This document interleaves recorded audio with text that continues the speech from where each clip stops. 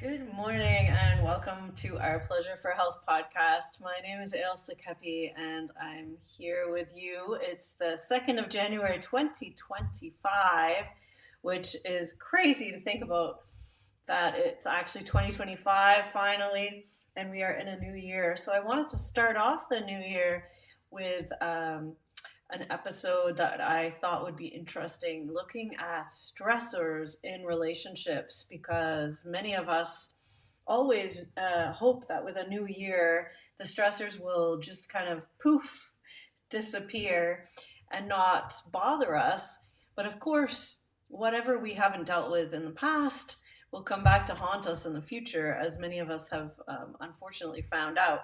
So, we're going to look at stressors today in your relationships that perhaps we can nip in the bud here right at the beginning of the new year. So, if you're interested in finding out more about me or my work with couples and relationships, you can check out my website, pleasureforhealth.com. So, let's dive into this topic of stressors and how they can really, end up affecting our relationships, and often for the worst. So, how many of you, let me just ask a question here, how many people out there listening feel like you would like to have better relationships, or feel that you are unable to have the relationship you really want? And I'm talking about, really good friend or really intimate relationships. Many of us can manage to get by with work colleagues and or at the grocery store. We're not horrible people, so we're nice. But how many of you are really missing that deeper connection with people? And what is getting in the way of that is likely due to a couple of different types of stressors. So let's look at this. It's pretty simple. This is a model of vertical and horizontal stressors. So you're going to have to picture this with me. So imagine that you have a line along the horizontal kind of axis. So along the horizon kind of axis, right? So going along the earth. So this is the horizontal axis.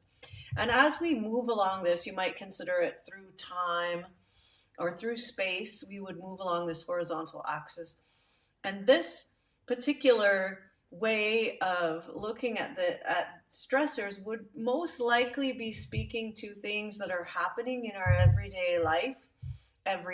We are going to work, we get sick, our child gets sick and has to be home from school, or we are missing, we suddenly have to buy tires for our car, or our mother-in-law goes into hospital and we have to deal with that. Like, you get the idea. So it's like every day there are stressors in our lives that we have to deal with. And I'm not saying all of these are bad. Stressors can be good too. It might be that it snows and now you have to dig the driveway, and maybe in a good way your partner tells you that they haven't seen you enough and they want to spend some time with you. Maybe that forces you to take a good look at what you're doing, so you put time to that.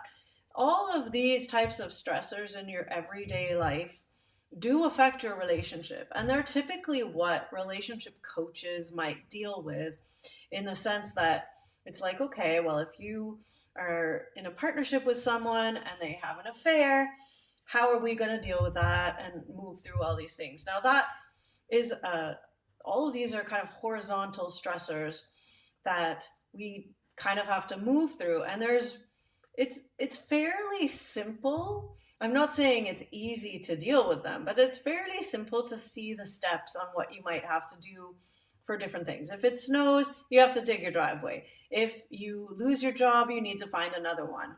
There's pretty kind of straightforward answers to these types of stressors. They may be difficult to do, and if you get too many of these horizontal stressors, that can definitely kind of put a lot of pressure on you and on your relationship. So, if you have twins and then your mother-in-law has a stroke, and then your car breaks down, and then you lose your job, and that all happens in 1 month, that's a lot to deal with, and that would probably be really difficult to work with in a relationship.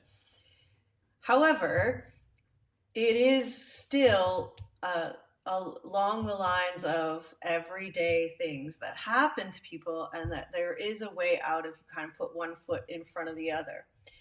However, I want to also bring into the mix here that there are other types of stressors that would be considered like a vertical line. So this would be straight up and down.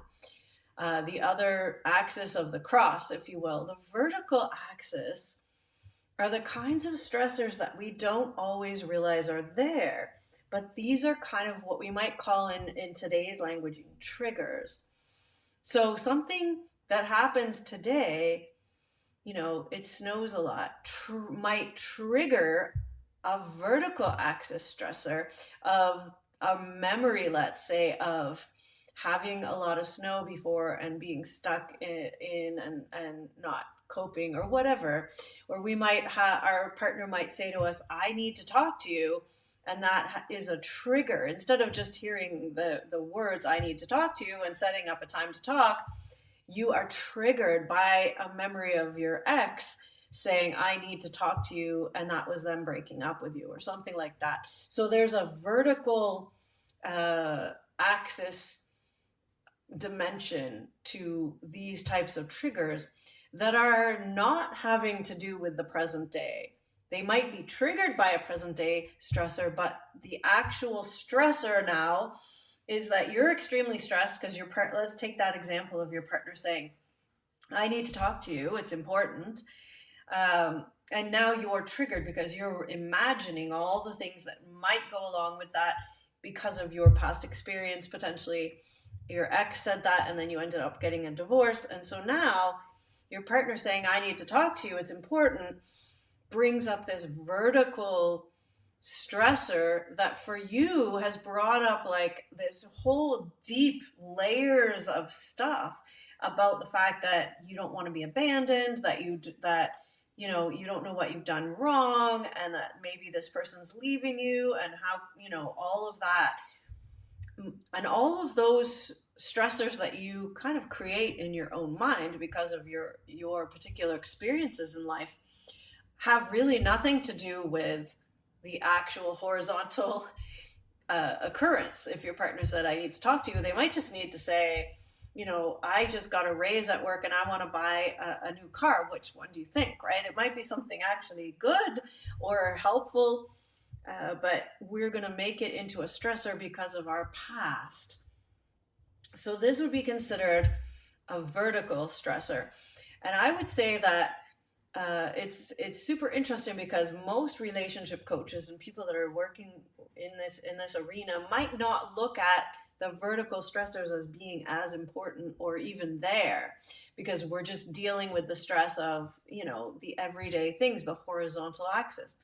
But these vertical stressors move with us. Like this vertical stress line goes along with us. So in every moment of every day of our lives, we have this vertical axis. And if we have a lot of stressors on that vertical axis, we will be triggered by many things, and we will be living not so much in the present moment as we are in this deeper chasm of verticality that we've created for ourselves from our memories from the past. So you can see how we bring that along with us. You could call it maybe your baggage, I suppose, in some ways. So this vertical line of stressors can really sink your relationships quickly because you're not actually aware of these stressors often. You're just aware that you don't like this, and you don't like when they say that, and you don't like when someone does this, and you don't like when this happens. And you never actually look at why or what is going on a deeper level for those vertical stressors. So in a nutshell, I would say that this is the work of maybe a Jungian psychologist, or some, working with your dreams, someone who can go a little bit deeper, potentially body work, because your body tends to hold these stresses by showing you intentions, what is affecting you. So if someone says to you, hey, I need to talk to you about something important, and you tense up and your jaw clenches and your eyes shoots sparks, and your heart sinks and you feel sick to your stomach. Like your body is showing you that you have these vertical triggers there, that these stressors are affecting you. And if you have a lot of these, you can imagine also that your health might be affected overall. And so our body can also be a way into these, you could call it subconscious, unconscious parts of ourselves. So this sort of depth psychology aspect is really important, as well as looking at the horizontal stressors. And it's only by looking at, that point of crossing. So in the moment, the vertical stress line is connecting and crossing over with your horizontal line, and that vertical line moves along. So we always have that point of where they're connecting. So what ideally we want to do is look at our everyday relationship and life stresses, and look at what is kind of a horizontal stress. What is something that we're able to deal with? Like, it's difficult, but it's something we can deal with that doesn't have a lot of unconscious stress attached to it. And what are the things that don't really seem to be that much of a stress in the real world, if you will, or in the here and now, but somehow end up making us feel angry or tense or sad or afraid, petrified, terrified, all of these things that elicit some sort of emotional component there. Maybe ecstatic, it doesn't always have to be, on the more difficult side of emotions. We might feel extremely happy, and that might also take us out of the present moment. You can see that these two axes, where they cross, is a really important point. And the important point, coming back to the original question I asked you, do you really feel that you're getting the relationships you want? Do you have the intimacy that you want, or the kind of awareness that you would like to see in your relationships? And if your answer is no, then I would say that this point of crossing would be something to consider. Are you aware of where you are in your horizontal axis and your vertical axis at any point? So if you are with a partner, are you aware of all of the subconscious aspects of yourself, or at least as many of them as you can be, as well as the point in time that you're actually with them? So if you're on a date night, are you aware of what you're bringing along to that date night from your vertical axis? And the horizontal axis, are you actually there? Are you ahead of yourself dealing with a stress that you might have tomorrow or yesterday? So being, you could call this the present moment. And I know many, Eckhart Tolle has definitely made this a household word, let's be in the present moment. But really understanding what that means, it means being aware of ourselves on many levels of depth, as well as where we are in the moment. So if in the moment, I remember actually having this conversation with my partner when we were still early on in our days of relating, and both of us were feeling unsure about the relationship, and we were kind of worried about things. And when we talked about it, it was interesting because for me, I was bringing my past, so some of the vertical stuff, to my future. So I was like projecting myself into, the fears of the past into the future, because my past relationships had ended not very well. And so I was worried that this one would go in the same direction, especially if I had a triggered phrase or something that my current partner would use that reminded me of something. So there was that verticality there. And for him, he had a fear of, the future, like, what if we can't do this forever? What if this and what if that? So he was kind of projecting himself into the future and creating problems out of that. And neither of us was actually aware of any issues that we were having in the present moment. We were fine. Like, there was nothing wrong. We were just, the fear had jumped us into one of these other aspects away from this point of crossover. And so we were just not in the present moment. I was either down in the depths of my being and memories, or I was jumping behind, I was going back into the past, or he was going forward in the future, or up in some other way.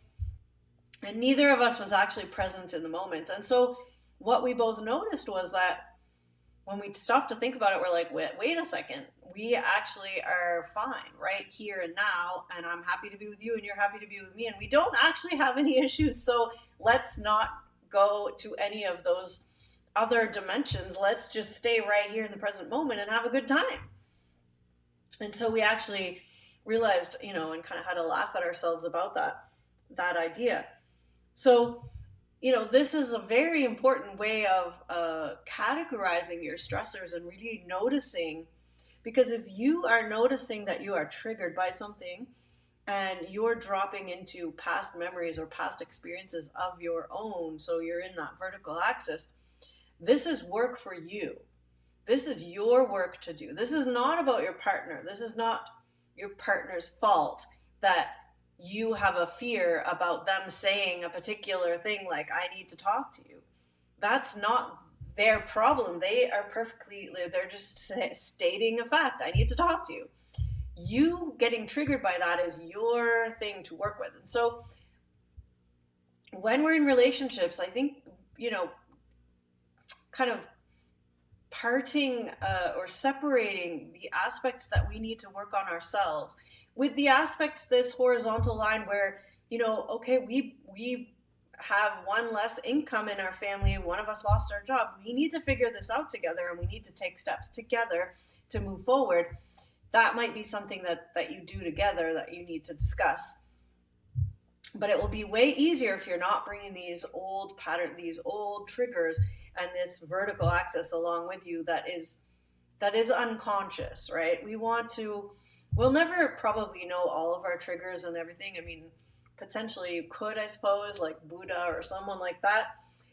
But the more that you can be aware of it and go, wait a second, I'm actually afraid that this is reminding me of something that happened to me before, and I'm reacting to that, not to the current situation. So let me go and do some work on my own stuff. And this, like I said, could include, simple things like journal writing about how it reminds you of a past situation. It could be working with a counselor or therapist. It could be doing dream theater. It could be going for a walk and just, really noticing that part of yourself. Maybe it's a very young part of yourself that had some difficult experience in relationship. Many of us have our relationships, intimate relationships, are tied to the way that we were shown relating as a child, as a baby, infant even. So between us and our mother, between us and our father, between us and another caregiver, whether we were betrayed, whether we were abused, whether we were overly protected. There are so many things in that would affect our current. So we want to look at those things. And like I said, the body is a great place to start too, because the body kind of doesn't lie about these things. If there's tensions in your body about certain things, you can guarantee there's something there to look at. So I would suggest that those are a number of ways that you could begin to look at this stuff, and also then to bring your present day, your in the present moment self to your relationships will help you so much in that ability to be able to deal in the moment with a partner. And, of course, they're dealing with all of their vertical axis stuff as well. So I don't know if that model gives you a way to look at this stuff.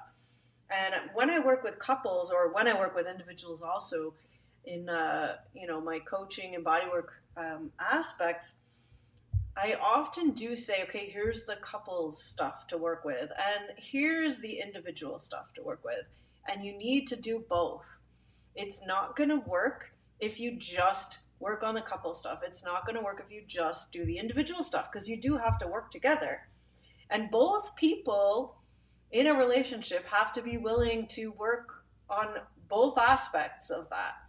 It can't be one person just saying the other person has to do all the work and I'm not going to work, because once the other person shifts and changes, that's going to change the dynamic, and then both people will have to change and shift. Otherwise, the dynamic always shifts. Us being a certain way makes our partner a certain way, and vice versa. So it's such an interesting changing world. So these two axes, we keep moving. We're not static in this. And so I love that model, and I love the idea of really focusing on the present moment and noticing where we are and what about those different axes is affecting our current situation. So hopefully that helps. Something to think about for the new year. If you are interested in working with me, I have many ways that you can do that. You can check out my website, like I said, pleasureforhealth.com. You can check out other podcasts here. I have a YouTube channel at Pleasure for Health. You can also, we have a retreat center here where I do work with people in person. You can do intensive retreats with us. I would love to hear from you. If you are listening to this and you found anything helpful, please do drop a comment and follow us on our podcast. We will talk to you soon.